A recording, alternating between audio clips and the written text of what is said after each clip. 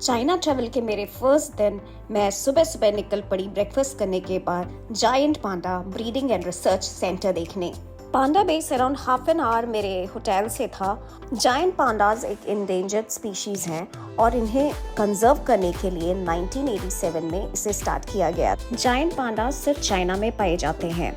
China में भी ये सिर्फ इनके सेंट्रल प्रोविंस में और सेंट्रल प्रोविंस में मेनली ये सिचुआन प्रोविंस में और दो नेबरिंग प्रोविंसेस सैंगशी एंड गोंशू में भी इनकी थोड़ी पॉपुलेशन है। Hi guys, welcome back to my YouTube channel Desi gypsy और मैं हूँ आपकी होस्ट श्वेता और आप मेरी आवाज़ सुन सकते हैं। आवाज़ एकदम मेरी ख़तरनाक तरीके से बैठी हुई है। सबसे पहले तो मैं अपनी इतनी सुरीली आवाज़ के लिए माफ़ी चाहूँगी। मेरा गला बैठा हुआ है, बहुत ही बुरी तरह से आवाज़ ऐसी निकल रही है, मगर क्या कर सकते हैं।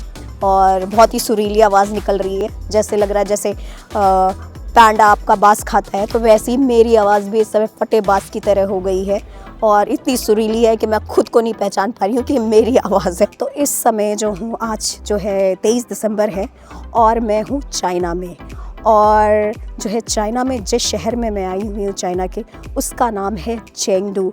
आप पीछे देख सकते हैं कि पीछे आपको जायंट पांडा की स्टैचू दिख रहा होगा। तो आपको मैं बता दूँ, चेंगडू जो है चाइना का जो है पांडा सिटी है, जो काफ़ी लोग चेंगडू आते हैं स्पेशली जायंट पांडास को देखने के लिए। टेक्निकली मैं कहूँ तो मैंने जो है चाइना में कल 22 दिसंबर को मैं रात में आई तो सीधे होटल चली गई। रात को होटल पहुँचते पहुँचते 11 बज गए थे। दिन की शुरुआत जो है सबसे पहले पांडा रिसर्च सेंटर विजिट करके की है। एंटर करने से पहले मैं आपको दिखा दूं, यहाँ पे देखिए कितने सारे जायंट पांडास टॉयज मिलते हुए। Thank you. ये देखिए पांडा के कितने सारे सॉफ्ट टॉयज मिल रहे हैं। It's okay, it's okay. See. देखिए मुझे दे दिया, मगर मैं वापस करने जा रही हूँ। It's okay.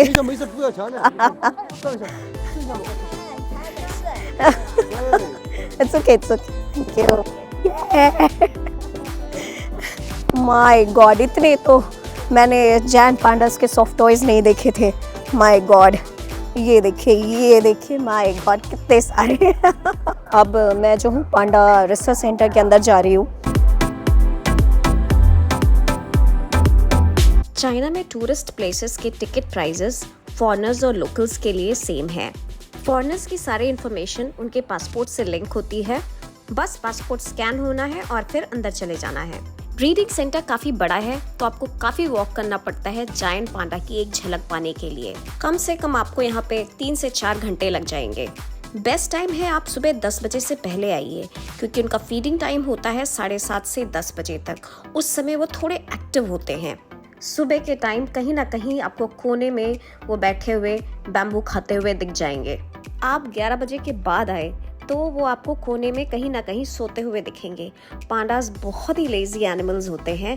वो सिर्फ खाते हैं, सोते हैं और बहुत सारी पॉटी करते हैं। दिन के 24 घंटे में से लगभग 12 घंटे कम से कम सिर्फ वो खा रहे होते हैं। Main food, but still have some other food like apples, like carrots, like man-made some cakes, for them. But even the meat, and also eat meat. Giant pandas solitary animals होते हैं और वो अकेले रहना पसंद करते हैं।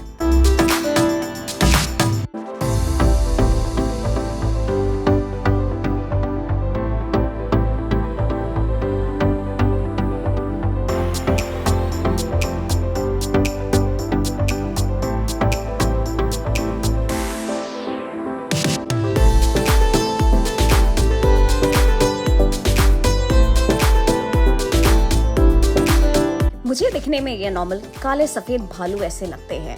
जायंट पांडास सिर्फ चाइना में होते हैं, तो 1984 से पहले चाइना ने जापान और अमेरिका को जायंट पांडास गिफ्ट में दिए थे, पर 1984 के बाद ये सब चाइना ने बंद कर दिया।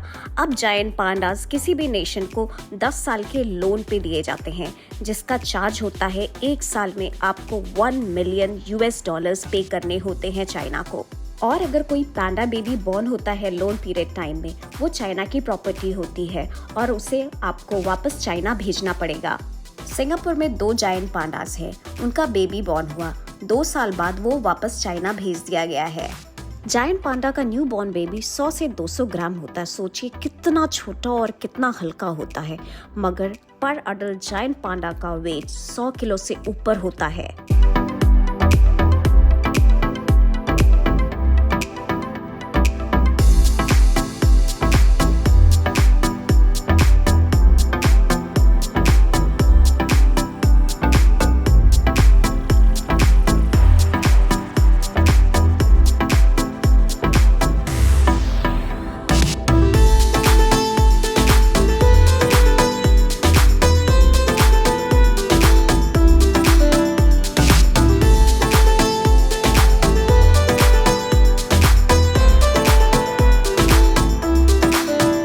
यहाँ जायंट पांडा के अलावा आप रेड पांडास भी देख सकते हैं। रेड पांडास को लेसर पांडास भी कहा जाता है।